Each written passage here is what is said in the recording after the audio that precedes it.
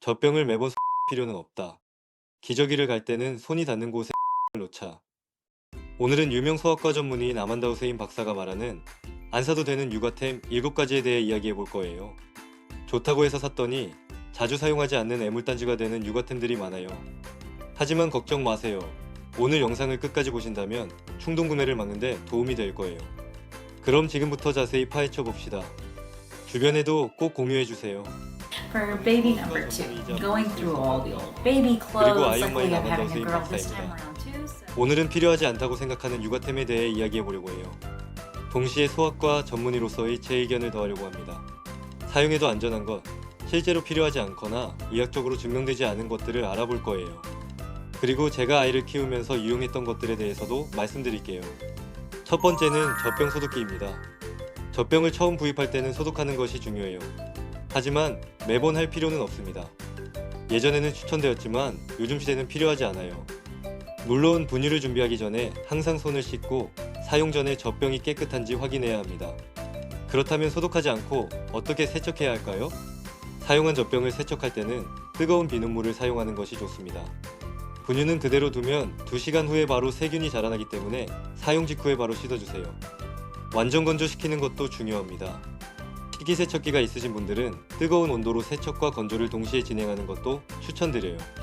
또 젖병 세척 브러쉬도 깨끗하게 유지하는 것도 중요해요. 젖병과 같이 식세기에 넣거나 뜨거운 물로 헹군 뒤 건조시켜주세요. 두 번째는 물티슈 워머입니다. 솔직히 말해서 소아과 전문의로서 물티슈 워머가 있든 없든 크게 중요하지 않다고 생각해요. 제 딸은 12월에 태어났습니다. 한겨울이었지만 저희 부부는 워머를 사지 않았어요. 왜냐하면 차 안, 식당 등 다양한 곳에서 기저귀를 갈아야 하는데 항상 따뜻한 물티슈를 사용할 수는 없기 때문이죠. 또 안전 측면에서도 전기를 사용하는 물티슈 워머에는 주의가 필요해요. 일부는 배터리로 작동되어 사용 전에 켤 수 있습니다. 하지만 전선으로 작동하는 경우 아기가 당길 수 있어 기저귀 교환대에 두는 것이 위험합니다. 그렇다고 물티슈를 다른 곳에 놓으면 혼자서 기저귀를 갈 때 가져오기 어렵고요. 막상 듣기에는 아이에게 좋은 육아템처럼 들리지만 실제로 그렇게 유용하지 않아 투자할 가치가 없다고 생각합니다. 세 번째는 기저귀 교환대예요. 기저귀 교환대에 대해 말하자면 소아과 전문의 입장에서는 약간 걱정이 됩니다. 아무리 엄마가 주의 깊게 보고 있다고 해도 잠깐 사이에 아이가 떨어지는 경우를 많이 봤어요. 이론적으로 신생아는 뒤집지 않아야 하지만 다리를 움직이면서 몸무게가 따라오게 되고 이로 인해 높은 곳에서 떨어질 수 있어요. 이러한 상황은 스트레스를 유발하고 아기에게 부상을 입힐 수 있습니다. 바닥에서 아기의 기저귀를 갈아도 괜찮아요. 출산 후 기간에 바닥에 앉는 것이 불편할 수 있지만 혹시 모를 만약의 사태를 대비해야 합니다. 만약 다른 신체적 이유로 기저귀 교환대가 꼭 필요하다면 기저귀 가는데 필요한 모든 것을 손이 닿는 곳에 두고 가능하면 안전벨트를 사용하세요. 그리고 나중에 아기가 자라면서 사용할 수 있도록 수납 공간이 있는 것을 선택하는 것이 좋습니다. 네 번째는 바시넷입니다. 많은 사람들이 신생아가 바시넷에서 잠을 자야 한다고 생각하지만 실제로는 필요하지 않습니다.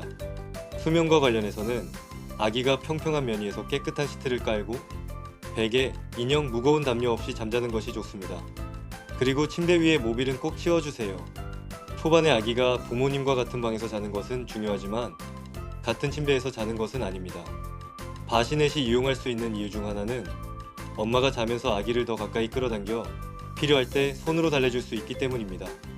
하지만 아기들은 대개 3개월 정도면 바시넷을 벗어나 더 많은 공간을 차지하는 침대를 구입해야 합니다. 신생아를 집에 데려와 바로 큰 침대에 놓는 것도 문제는 없습니다. 아기에게 필요한 것은 평평한 면과 깨끗한 시트뿐입니다. 바시넷을 구입할지는 부모님의 선택이지만 저는 꼭 필요하지 않다고 생각합니다. 다섯 번째는 아기 손 장갑입니다. 저의 경우는 그다지 유용하지 않았어요. 이 작은 장갑들은 항상 혼자 사라집니다. 잃어버리기 쉽고 제대로 보관되지 않아요. 신생아 양말을 손에 끼울 수도 있으니 별도의 장갑에 투자할 필요가 없습니다. 낮에 아기가 손을 이용해서 혼자 노는 행위는 내 발달에 좋으니 최대한 자유롭게 해주세요. 여섯 번째는 베이비워터입니다.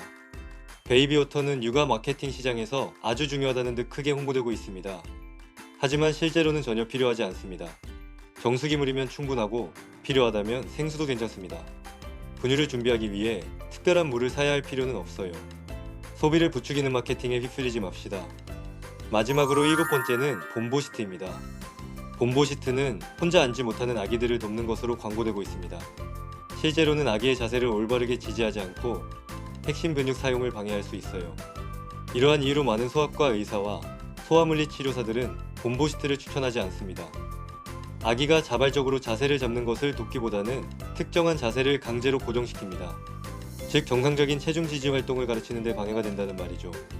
아기의 발달에 전혀 도움이 되지 않으며 투자할 가치가 없습니다. 우리 아이에게는 항상 좋은 것만 해주고 싶은 부모의 마음 잘 압니다. 하지만 꼭 알아주세요. 모든 것이 항상 필요한 것은 아닙니다. 안전성과 실용성을 고려하여 중요한 선택을 해주세요.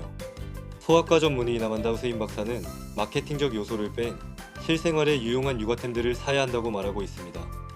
오늘 내용의 핵심을 정리해보자면 첫째, 젖병을 매번 소독할 필요는 없다. 둘째, 물티슈 어머는 필요하지 않다. 셋째, 기저귀를 갈 때는 손이 닿는 곳에 물품을 놓자. 넷째, 수면에 필요한 요소는 평평한 면과 깨끗한 시트면 충분하다.